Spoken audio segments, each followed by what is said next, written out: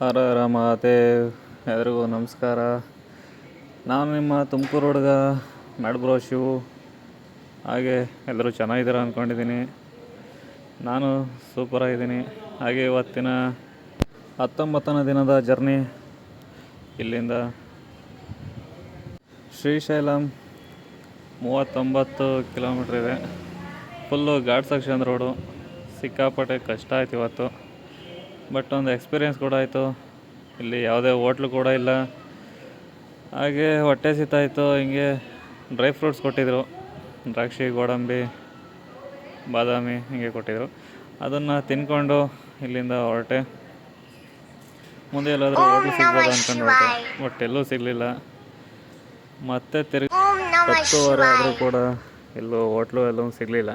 ಹಾಗಾಗಿ ಹಿಂಗೆ ಸ್ನ್ಯಾಕ್ಸ್ ಇತ್ತು, ತಿನ್ಕೊಂಡು ಹಾಗೆ ಎಲ್ಲ ಪರಿಸರದ ವೀಕ್ಷಣೆ ಮಾಡ್ಕೊಂಡು ಇಲ್ಲಿಂದ ಮುಂದೆ ಹೋಗೋಣ ಅಂತ ನೋಡ್ತಾ ಇದ್ದೆ.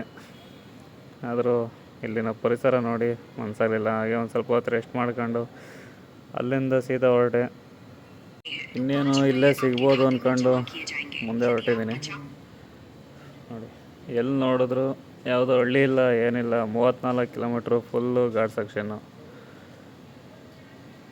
ಅಲ್ಲಲ್ಲಿ ಒಂದೊಂದು ಟೀ ಅಂಗಡಿಗಳು ಇರ್ತಾವೆ ಅಷ್ಟೇ. ಅಂತೂ ಇಂತೂ ಶ್ರೀಶೈಲಂ ಎಂಟ್ರಿಗೆ ಬಂದೆ. ಇಲ್ಲಿಂದ 5 ಕಿಲೋಮೀಟ್ರ್ ಇದೆ. ಇಲ್ಲಿ ಕೂಡ ಒಂದು ಫೋಟೋ ತೆಕ್ಕೊಂಡು ಹಾಗೆ ಅಲ್ಲಿನ ಗ್ರಾಮಸ್ಥರು ಸಿಕ್ಕಿದ್ರು. ಅವ್ರ ಹತ್ರ ಹಾಗೆ ಮಾತಾಡ್ಕೊಂಡು ಇಲ್ಲಿಂದ ಸೀದಾ ಹೊರಟಿದ್ದೀನಿ. ಅಂತೂ ಇಂತೂ ಶ್ರೀಶೈಲಂ ರೀಚ್ ಆದೆ. 19 ದಿನದ ಜರ್ನಿ ಕಂಪ್ಲೀಟಾಗಿ 20ನೇ ದಿನ.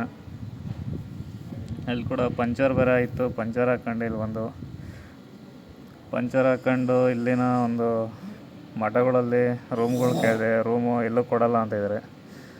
ಹಾಗಾಗಿ ಒಬ್ಬರು ಸಜೆಷನ್ ಕೂಡ ಕೊಟ್ಟರು, ಇಲ್ಲಿಂದ ಸ್ಟೇಷನ್ಗೆ ಹೋಗು, ಸ್ಟೇಷನಲ್ಲಿ ಒಂದು ಪರ್ಮಿಷನ್ ಲೆಟ್ರ್ ಕೊಡ್ತಾರೆ, ಅದನ್ನು ತಗೊಂಬಂದ್ರೆ ನಿನಗೆ ಎಲ್ಲಿ ಬೇಕಾದರೂ ಇದನ್ನು ಕೊಡ್ತಾರೆ ಅಂದರು.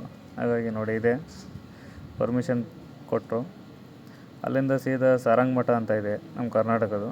ಅಲ್ಲಿಗೆ ಬಂದಾಗ ಇಲ್ಲಿ ವ್ಯವಸ್ಥೆ ಮಾಡಿಕೊಟ್ರು. ಅವ್ರಿಗೆ ಕೂಡ ತುಂಬ ಥ್ಯಾಂಕ್ಸ್ ಹೇಳ್ತಾ ಮುಂದಿನ ವೀಡಿಯೋದಲ್ಲಿ ಸಿಗೋಣ. ಓಕೆ, ಬಾಯ್ ಬಾಯ್. ಪೋಸ್ಟ್ ಮಾಡ್ತಾ ಇದ್ದಾರಾ?